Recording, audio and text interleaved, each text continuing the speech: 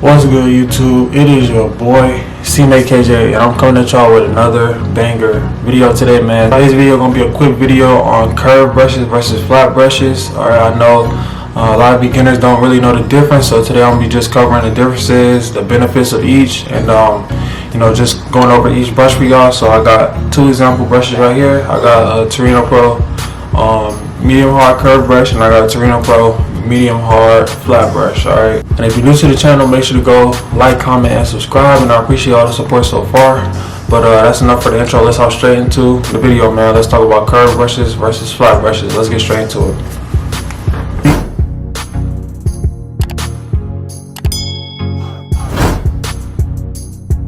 I'm gonna go into each brush individually, then at the end I'm just gonna talk about the differences between the both.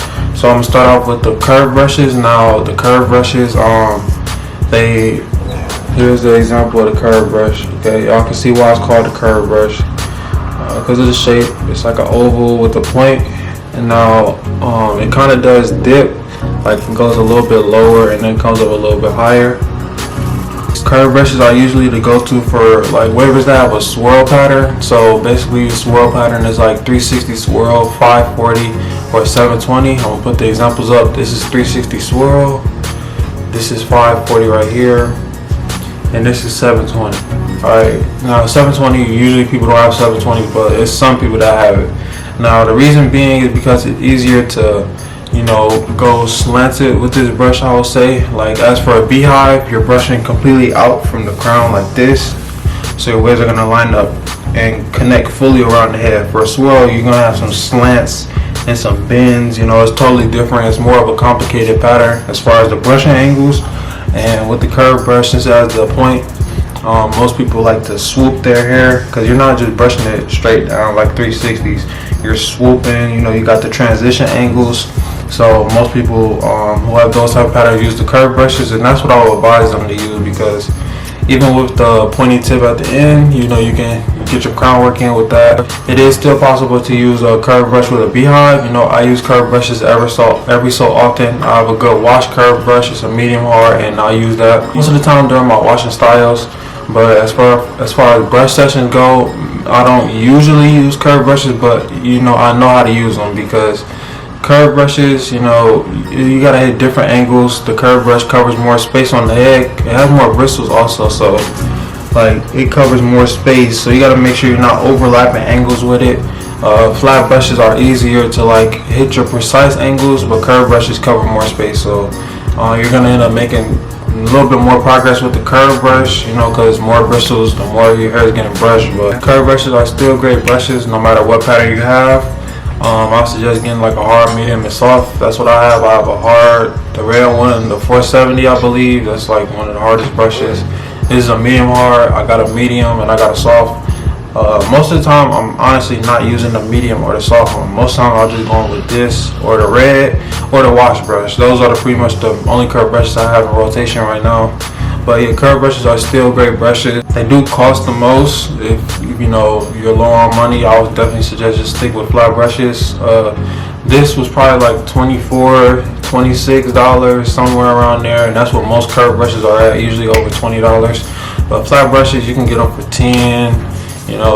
Brush King just had a sale with royalty. They were $5 each. You can get different sales, and flat brushes are more on the cheaper end, but curved brushes, most people will consider them the best quality, like the best brush you can use. So that's probably why it costs more. But me personally, I like sticking with flats, and that's what brush we're about to get into right now. Now here is the flat brush I got. This is also a medium hard. It's a Torino Pro.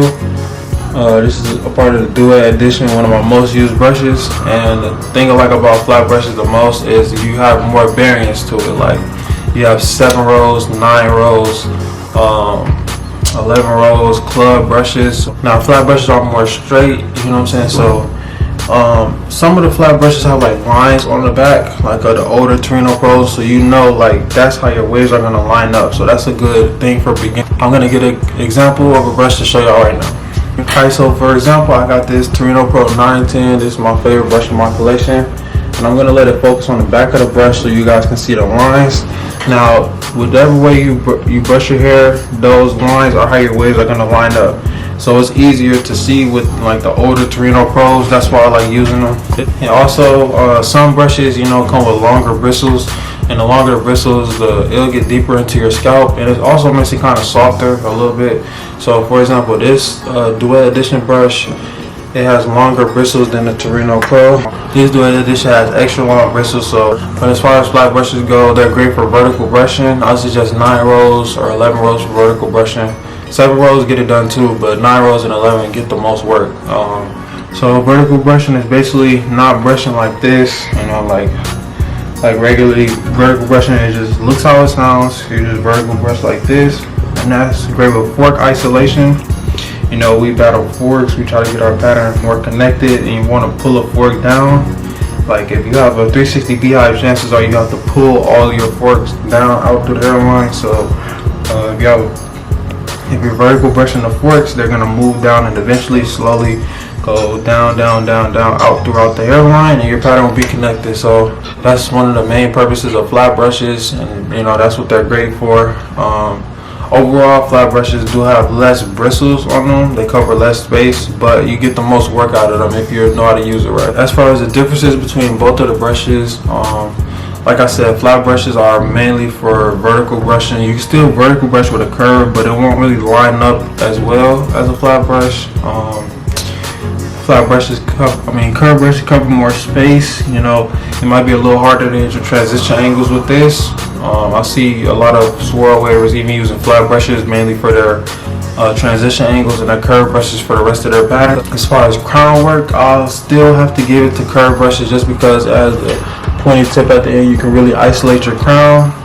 Flat brushes can get it done too depending on the brush, but it might be a little harder. Like you can still use a corner of it, but it might be a little bit harder to do. As far as comfortability, like in the hand while brushing, I'll say flat brushes, but I know some new curved brushes out that have like grooves and stuff at it, so you can really grip it, and you know, you don't gotta, the brush won't slip, you know what I'm saying? Like it has like grooves on it, like around right here. So, but yeah, overall for like comfortability when brushing, I'll give it to the flat brush. And yeah, that's pretty much all I got for y'all. Just wanted to show you the difference between curved and flat brushes, man. Me personally, so I'm 360 Beehive, I'm on the flat brush team. You know what I'm saying? Comment below what's your favorite brush, curves or flats. And I appreciate y'all for sticking and watching this video, man. If you haven't already, hit that like button. It really helps the channel grow. And click that subscribe button if you haven't already. And turn on that post notification bell so you won't miss an upload. But I appreciate y'all for watching today's video, man. And I'll see you guys in the next video, man. Peace out.